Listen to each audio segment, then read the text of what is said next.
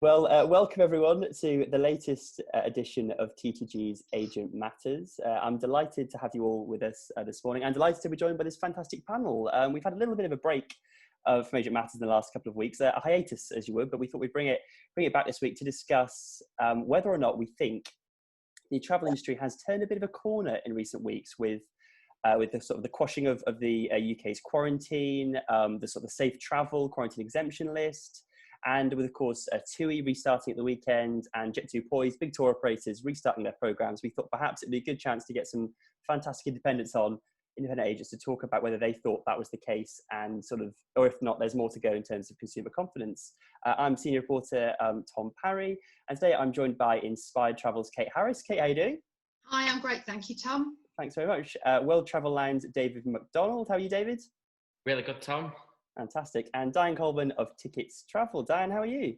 I'm good, thanks. Fantastic. Well, thanks you all very much for joining me. If you do have any comments or questions for our panel, feel free to post them in the link below on Facebook. And yeah, I just wanted to kick off really by asking everyone how you were getting on and whether that question of sort of have we turned a corner, have you felt a sort of an uptake in consumer confidence, in perhaps in sales? Diane, what do you think in the last few weeks? How have things been?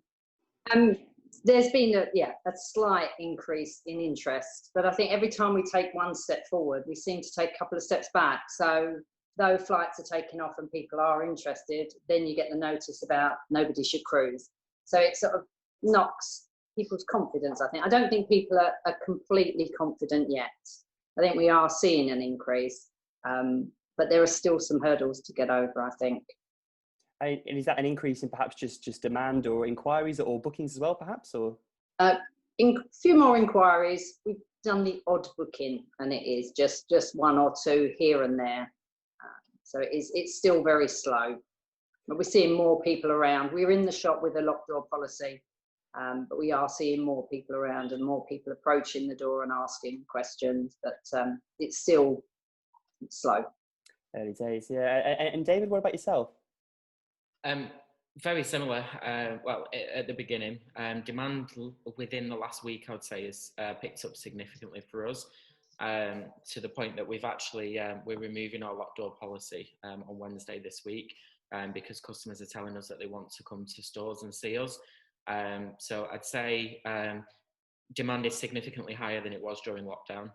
We're still not where we were last year on a like-for-like basis, but it is heading that way. Confidence is coming back for our customers, and I think that they just want to go away now. And Kate, what about yourself? It's been interesting. Obviously, you're in Burbage in Leicestershire. It's been quite an interesting few weeks for Leicester, sort of in general. Can you sort of talk us through that? How has the sort of the lockdown affected you, or has it? And how's demand and consumer confidence been? So we're in Leicestershire, on the Leicestershire-Warwickshire border. So we were outside of the lockdown zone. I live in a village, a little bit insular, businesses next door but two to where I work. So actually it hasn't affected us. The only thing that I had noticed is when the pubs opened, we did have people that we know weren't from the village that had come over, got taxis over to try and enter the pubs, but I haven't noticed any difference. I think what I've noticed is that people are presuming that we are much busier. I think because people are seeing it constantly on the news, on Facebook, everyone that I speak to is saying, oh, and you must be so much busier. And I am. You know, we did 3 bookings yesterday, fantastic. I'd noted down to remind myself the 3 bookings, the sales value was 8,500. But the money that we've made on that will be significantly less than we used to. And if before COVID I'd made 3 bookings, the sales would have perhaps been 12,000–15,000. But I just think everyone thinks because we're talking about holidays and because the flights are going that we must surely be much, much busier. Definitely more inquiries, definitely a buzz. It's just have people got that extra bit of confidence to actually book and get on a plane and go. Yeah, do you think perhaps it's sort of the mainstream media or just people sort of anecdotally perhaps inflating or bigging up the market perhaps before it's sort of slightly, there was the once we'll talk about the quarantine now, but once the quarantine was lifted, there was these big reports in the national press, wasn't there, about this flurry of bookings, this barrage of bookings. I'm not sure what the exact phrasing was, but Kate, you don't perhaps think that maybe has come to fruition quite yet? Not for us. Whether it has for some of the online companies or some of the, like TUI Direct or Jet2 Direct, I don't know. Yes, through the 3-month period, the worst 3 months of COVID, we never had a single booking. We were pleased that people were rebooking for next year. That was the highlight of the day. And in the last 2 weeks, we've now done 6 bookings, which is fantastic. But I think as well that some people outside of the industry forget that I worked very, very hard on a lovely cottage booking for Cornwall that finally came to fruition yesterday. They're not going until next July, August. So people think, oh, well, you'll have an upsurge of money and income. Unfortunately not. That isn't how it works. Obviously, we know that. Yeah, I was going to say, you're always waiting. The booking's made, but the money's not coming in necessarily. And to talk about, the quarantine sort of quashing, and obviously it was short-lived. A lot of people in the industry obviously didn't think it was necessary. A lot of the closing the stable door before the horses has bolted. Diane, obviously we had our list of sort of quarantine exemption countries. Then we had also other FCO list of sort of relaxed advice. Did that list give you and your customers sort of the clarity that the industry was longing for, or did it just create more confusion? Confusion, I think that's a trouble. I think things have changed so much all the time, and they change regularly, and that's the issue. I think I don't think the confidence is there because the rules are changing. So people might be booking to go to Greece, say, in a couple of weeks' time. But what if the rules change again? And I think that might be what's holding people back, just the amount of changes in rules and regulations there's been, and sometimes it just doesn't seem logical. The biggest question that we're being asked is, if we commit, if we book now, what happens if the rules change? And you go with your gut feeling of, well, because you're booking now, if they change, they'll be able to move it like they did. And to be honest, sometimes you sit like this until you can then make the phone call to the tour operator. I myself decided when all of the cheap deals came out that I would book to go to Kos. In my mind, the best advertising or money that I can spend on advertising is to book a holiday, have the MD going off on a holiday. I will do some live streaming so that people can see what's happening. Blow me down, last week it was cancelled, I've rebooked. And you want to be able to say to people, yes, we're booking you a holiday, but you are going to need to be a bit flexible because this is what's going to happen. Things are going to keep changing. We don't really know what the new norm is yet, do we? No, this is it, and I think and in terms of that sort of doing it yourself and really sort of being your own publicity machine is a great idea. And I think we were speaking before we came on air. David, you're about to fly this afternoon, aren't you?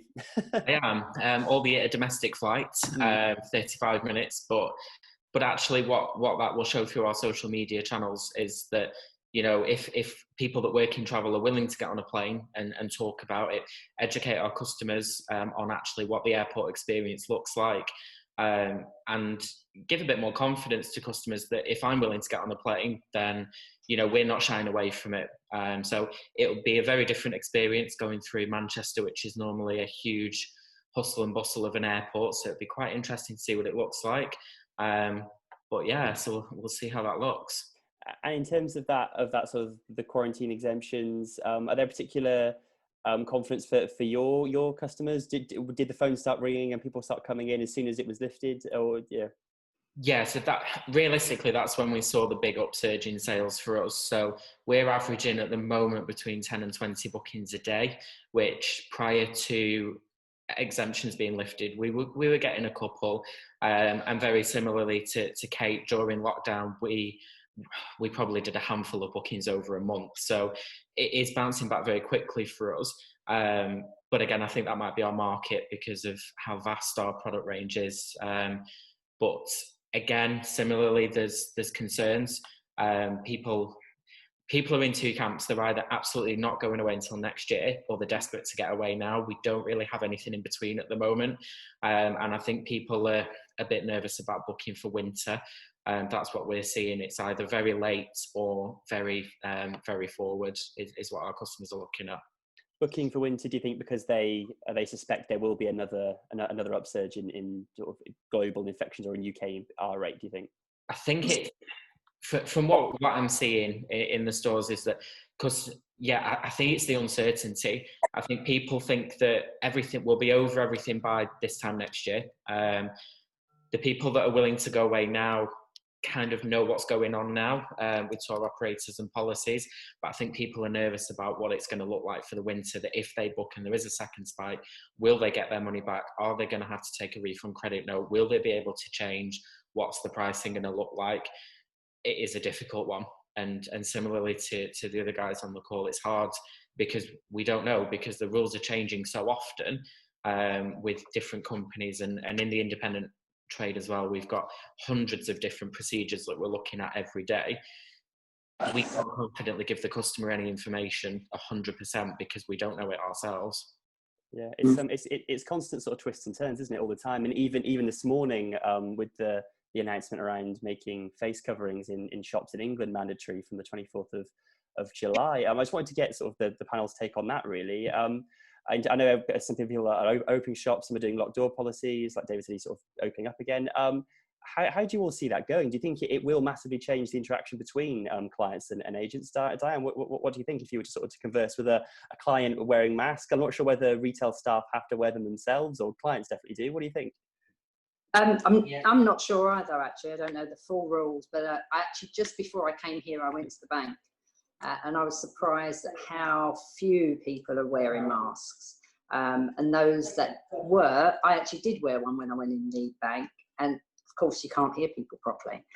So it will be an issue. But who knows? As I say, I really don't know. I do think it's probably still important. I think people don't seem to be taking it too seriously where I've just been. So if it's mandatory, then, well, we'll just have to see. I guess it's not going to be easy. It's going to make our life a little bit more difficult.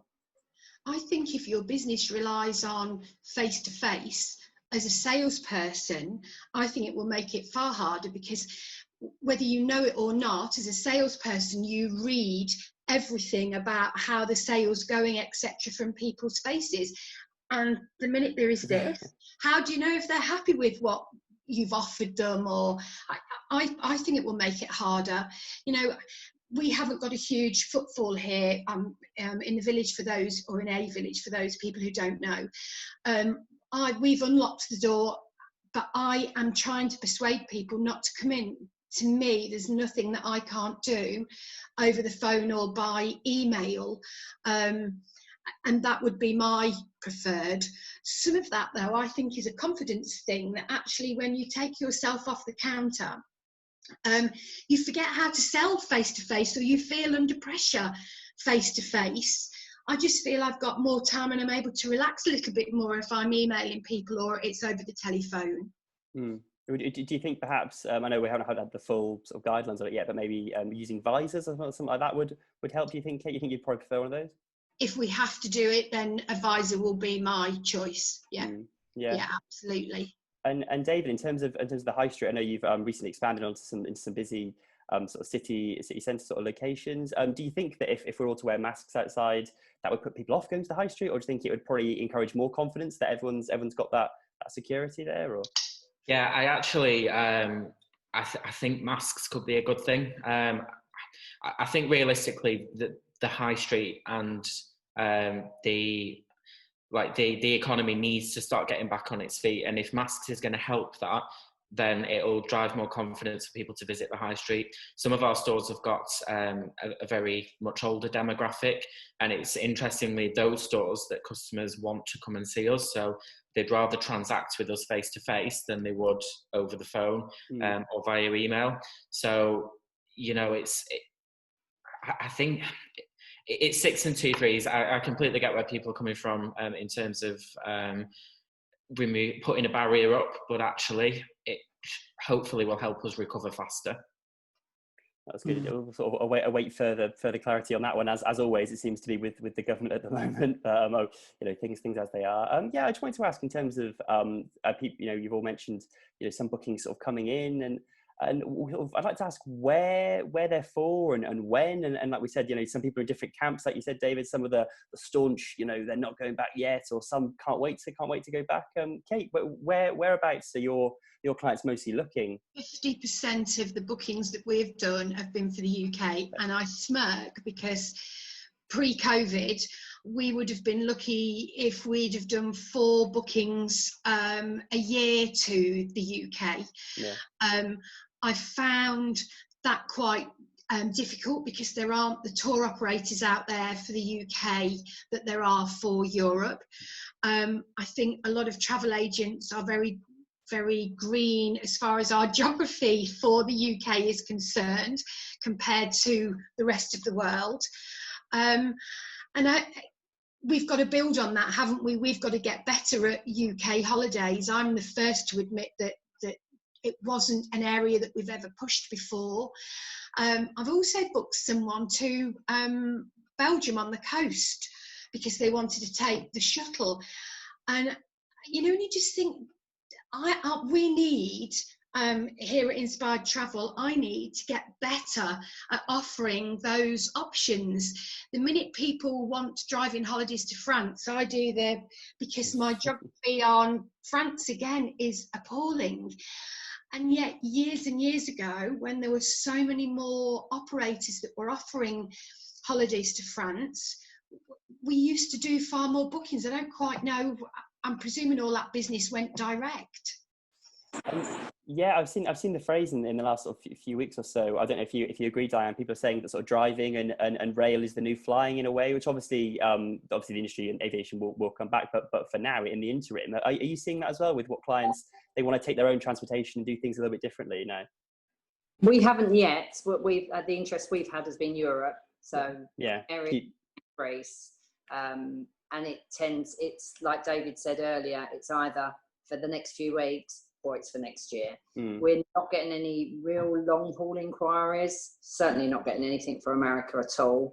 But yeah, ours has definitely been more Europe and still flying, but it is limited. My colleague David is actually driving to France next week, so we'll do some Facebook stuff and promote those sort of holidays.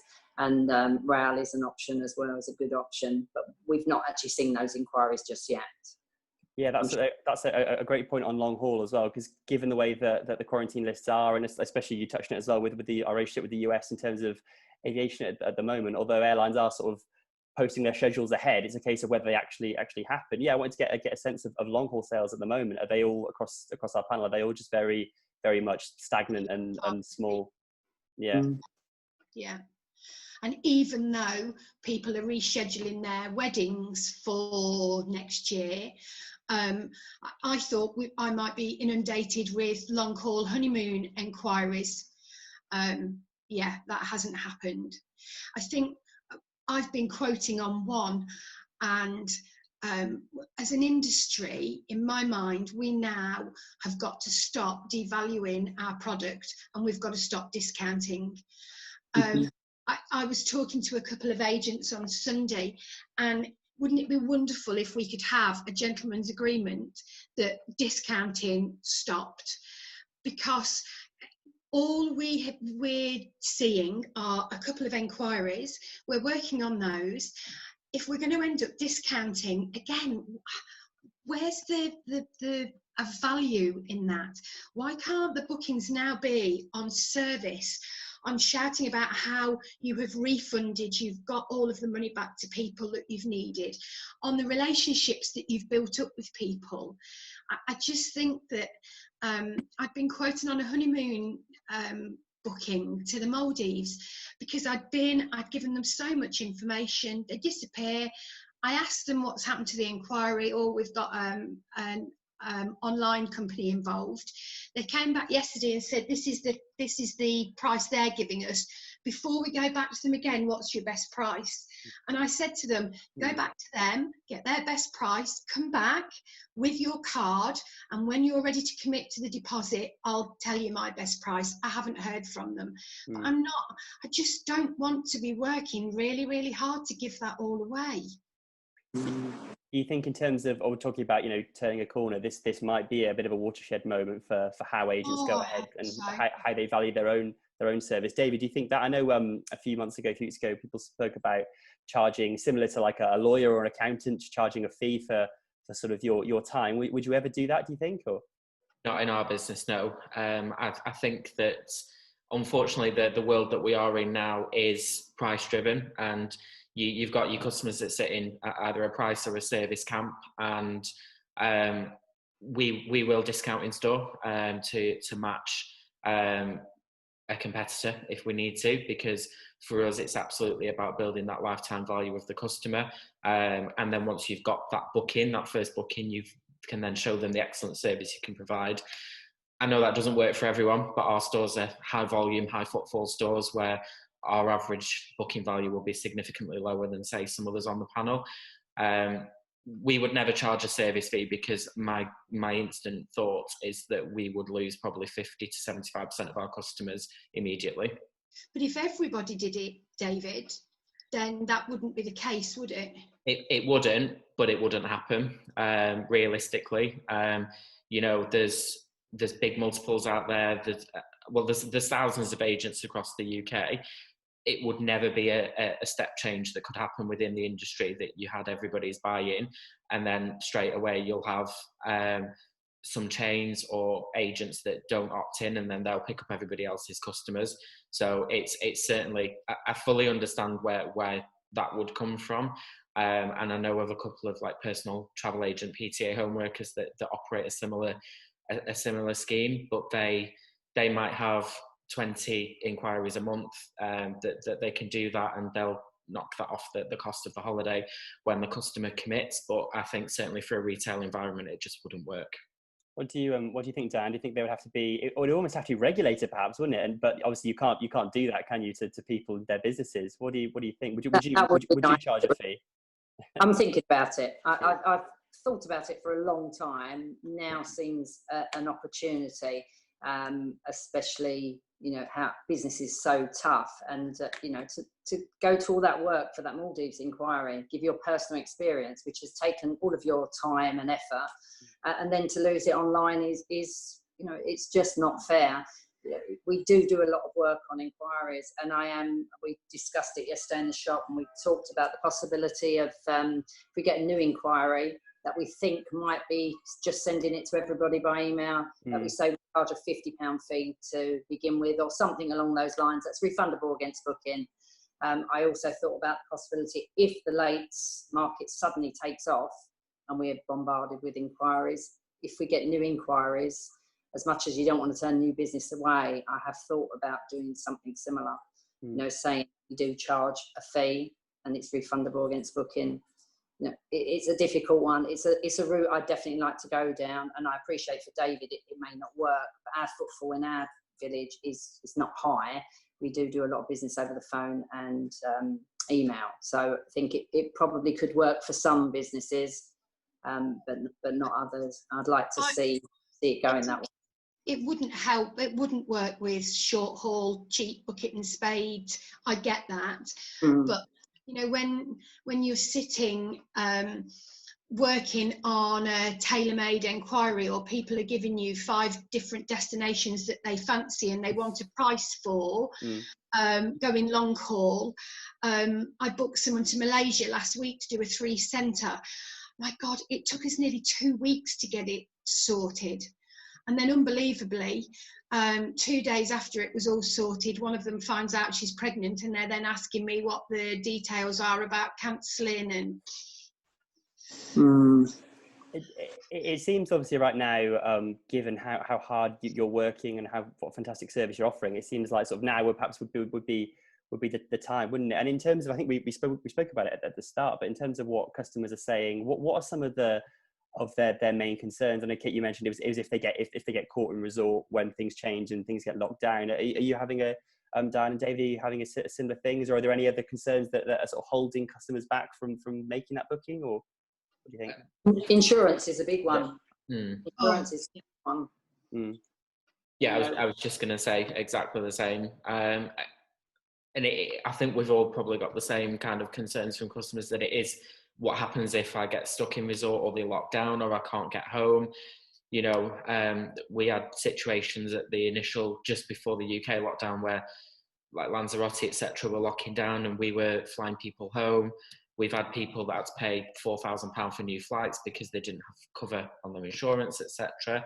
So it's a big, it is a concern for customers, and I think that's why we're not seeing as much long haul for even forward bookings. We're getting some, but it's mainly short haul, and it's all within the air corridors, the nil quarantine, because I think that people will feel that they can be able to get home much easier from, say, Spain than you would be further afield. But that's insurance and quarantine are our biggest customers' concerns. Yeah, it's almost like that sort of reassurance of sticking closer to home, isn't it? And in terms of on that front, obviously with the cruise sector, God, it seems like a heck of a long time ago, but it was only on Thursday that the FCO decided to kindly sort of spring that advice change on everybody. I just wanted to get everyone's reaction to it. It seems as if the cruise industry as well, was caught perhaps slightly unaware by it, considering the industry isn't really operating now at the moment.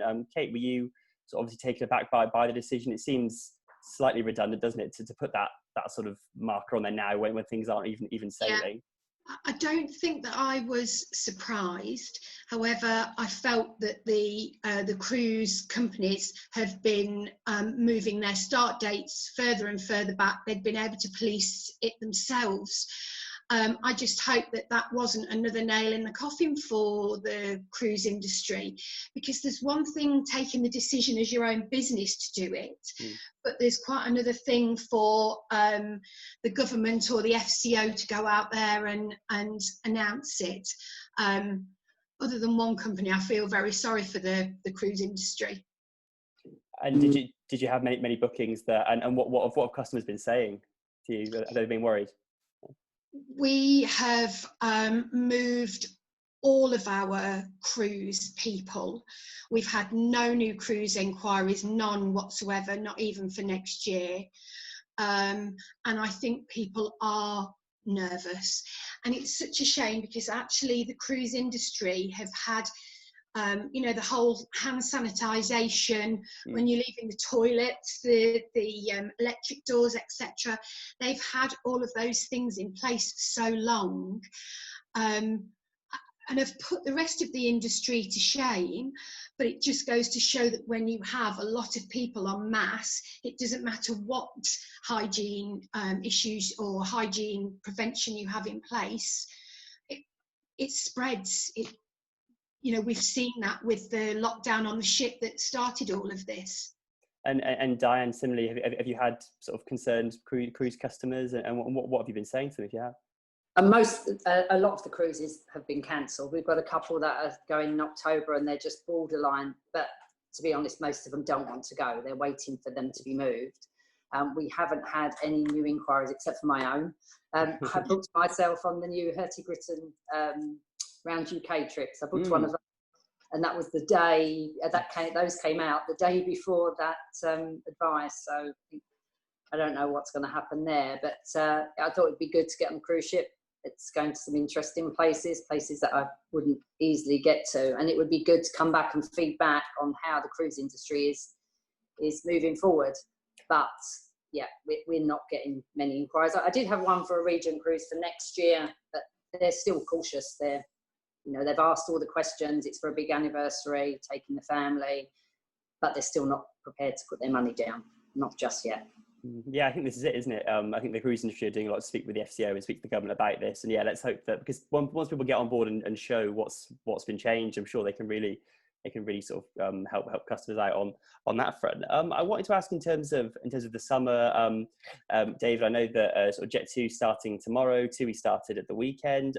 From what you saw of the coverage over the weekend with their Ibiza sort of flight, do you think that customers will be far more confident now? Do you think that might sort of ignite a bit of a late market? I don't know.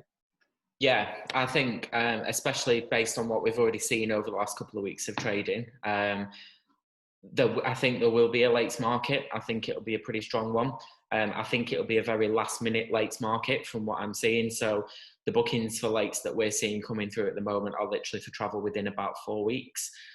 So I think that people are going to hang on a little bit longer, but I definitely think we're going to have a late market. It's going to cause a very interesting winter because obviously a lot of people haven't had their summer holiday. So I think we will see a good winter market as well. But obviously it's going to depend on what it looks like. But I think we'll see a stronger winter market, and who knows on peaks what that's going to look like, because obviously we've rescheduled so many holidays from this summer to next summer. So the typical peaks booking period in January where people will be wanting to get booked for summer, who knows? Although the flip side of that is that for some people, some people have got some surplus cash now that they may want to plough into going away. It's just very uncharted territory at the moment. Absolutely. And Diane, do you feel a similar thing in terms of lates and peaks, and perhaps maybe those terms might have to sort of be put on hold for a few years or 18 months or so, because while the industry sort of remodels itself almost? What do you think? I think we will see more interest as people post on social media. Those that are going on holiday now, that's going to grow. The more people are going to be posting, more people are going to see those images and think, yes, I do want to go away. And I also think if the weather's bad here, obviously the children are breaking up now, that will spur things on. So I do think there will be a late. I think it's going to be difficult. So obviously if you're getting lots of late inquiries, they do take time. There's not always that much money to be made in them. And we're trying to sort of not recoup some of our losses, but just make some money. We do need to bring some money in, so it's going to be difficult. It's going to be interesting, but I think with winter, I think we'll just have to wait and see what happens in the next few months. I can't see too much interest just yet for the winter, but hopefully if people start traveling in August, they'll get the bug again. People love to travel, they do, and they will have missed it. So fingers crossed. And can you see yourself sort of, speculate to accumulate, sort of putting that investment in your marketing and your promotion to try and go after those people that might be doing it? Can you see yourself putting that investment in place? Or probably not really our market. The lates market doesn't tend to be our market really. So I'm not sure. I think I'm going to be sitting back and waiting to see what happens, to be honest. Yeah, and Kate, what do you think? Like you said, as Diane said, there's more and more social media, more posts, more confidence, and hopefully people get used to this. I hate to use it, but new normal phrase. And do you think that sort of the market will right itself later in the summer as that happens? I hope it will. I think as we see more, or the wearing of masks at home, that will give people, that will become the new norm. People, and it's a horrible term, isn't it? But I think we will then get more confident in how we're having to live here and for overseas. One of the things that I think people have been more nervous about, yes, absolutely, the insurance, but it's the time on board the aircraft. People aren't so worried about when they get there. The question then is, have the pools been open, and will there be bars, except restaurants open that we can go to? But on the plane, there seems to be the unknown. I naively presumed that something would be done about taking some of the seats out of the aircraft, because how are you going to sit next to somebody who isn't 1 metre away from you? Your arms, your skin might touch as we share our seats. I haven't pre-booked my seat on my flight to Kos. And the company that I'm booked with, a computer allocates the seats if you don't pre-book. So I know that I'm going to be forced to sit next to two people that I don't know because I've refused to. How's that going to work? I've absolutely no idea. I've got two people that I know I could book if I could find out how many people were booked on the aircraft. Because if we were able to say there's only 20 people booked on this flight next week to Crete, I pound to a penny, I would be able to book a few more people on that, because they would be more confident that actually they could pre-book their seats towards the back, or they could be away from other people on the aircraft. That to me is a massive stumbling block that we're trying to get over. There was some chat last night on Travel Gossip, it wasn't Travel Gossip, on a Jet2 holidays forum, where people were trying to mark a way around the system so you could tell how many people were booked, rather than those that were actually booked but had just paid to book their seats. Do you know what I mean? Mm. Yeah, so do you think that perhaps airlines and operators have a bit of an information message on that, and perhaps they should sort of maybe open up or load factors and stuff like that to people to show them that, and that might help confidence as well, because there was some talk, wasn't there, in the press about getting rid of the middle seat, but I think, you know, the likes of Michael O'Leary and everything, you know, said that would never happen. But yeah, do you think that that's kind of holding people back a little bit? When you go to the doctor's surgery or the dentist or the hospital, they now have the yellow and black ticker tape over the seats that people are allowed to occupy. So you don't need to get rid of a seat, take it out, but you perhaps need to be a little bit, there needs to be a bit more thought go into how you're doing this. David, I noticed you disagreeing. Do you disagree?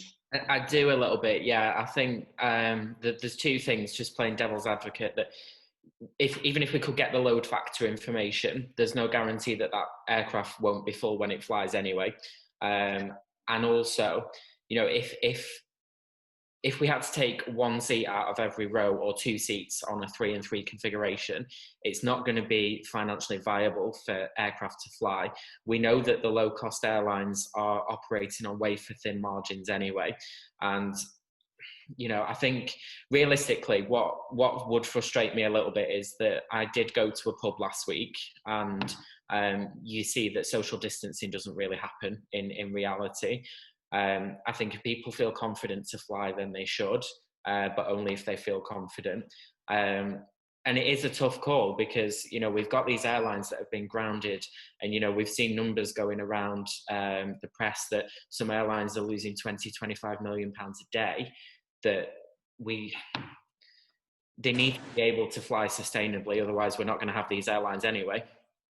And I agree with that, but I'm more meaning the flights and the holidays that are going now through July and August, to get this market going, to get some people out there immediately. Because I get what you're saying about the flight needs to be viable, but there are flights going at the moment that have probably only got 20 or 30 people booked on them. Not to Spain. I know that the flights to Spain are very, very busy. Yeah. But some of the flights that are going to Greece, if they've only got 30 or 40 people on, if they advertise the load factor, they might find they could actually get 90 or 100. Excuse my ignorance, I'm not up to speed on how many people are on some of these flights. I don't mean going forward, I just mean for the interim period, so that we can all just get a little bit more confident. Yeah, a bit more of a boost, perhaps, you think? Yeah, sorry, David, did you want to leave? And I was just going to say, putting it in that context does make sense, especially if there are aircraft going out with 30, 40 people on them. That's not sustainable either. It's a really tough call, isn't it?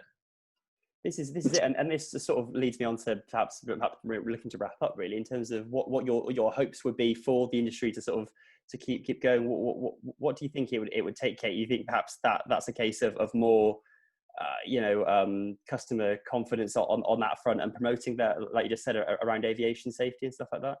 Yeah, for sure. Sometimes it's baby steps, isn't it? Or it's some of these little things that we could all come up with.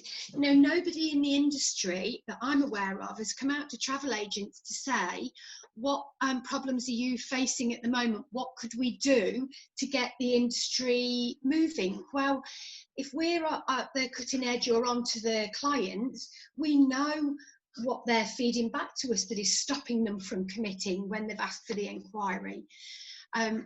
Maybe some of the tour operators should ask us for our views on how they're going to get people to commit. I think Jet2 have been good with that. Have they? Yeah, well, they have with us. You know, I think that of the big players, they've been really good. We speak to our sales exec probably every 1 to 2 weeks for a catch up, and I am asked those questions. You know, what does business look like? What is stopping people? Whether that has, I absolutely assume that the feedback does get fed back into their HQ. But I think get to have been quite public in what's going on as well. So I'm quite an ambassador for them, and you know, I think that they are taking a lot of agent feedback on board, depending on how much of a contact you have with them, I would say. But they're the only ones that have really asked in our business of what's going on.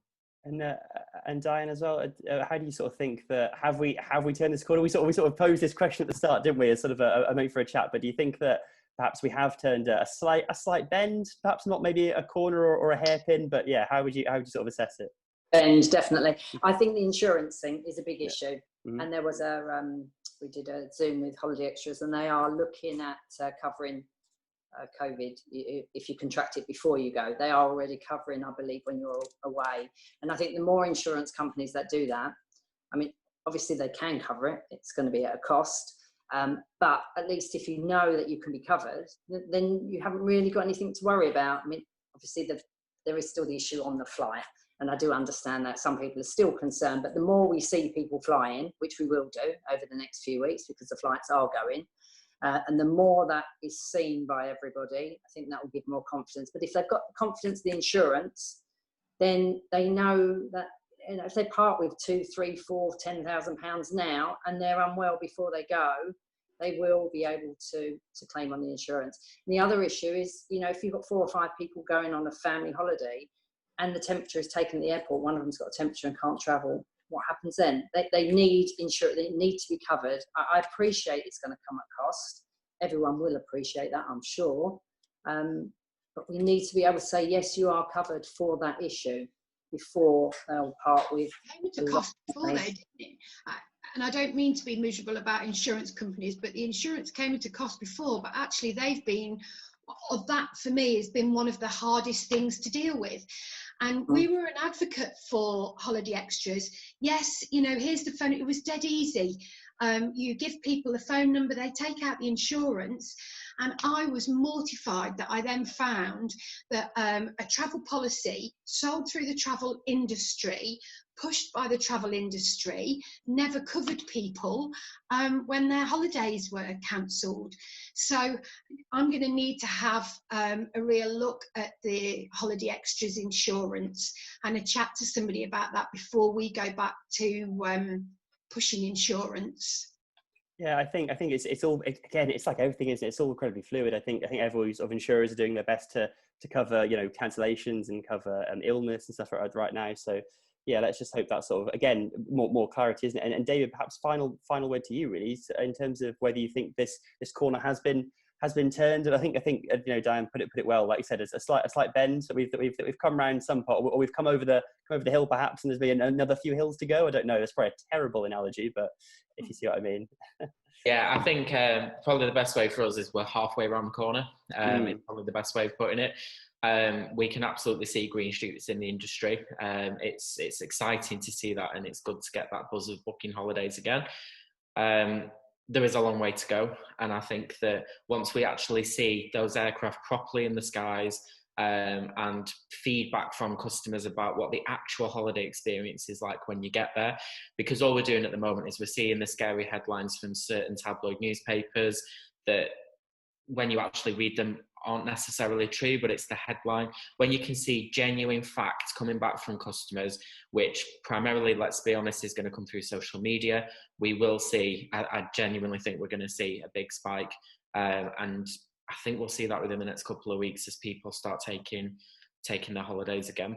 Yeah, and hopefully confidence builds confidence. But yeah, I'd just like to say thank you very much to you all. God, we've covered so much. We seem to have put the industry to rights and covered everything in the past 45 minutes. But thank you very much to everyone who's joined us this morning on Facebook. We really, really do appreciate you tuning in, and hope you found this session interesting and valuable. Yeah, and we look forward to hosting another one. But thank you very much to Diane, to Kate, and to David for your time, and all the best. Thanks very much for joining me. Thank you. Thank you. Thanks a lot. Bye. Bye.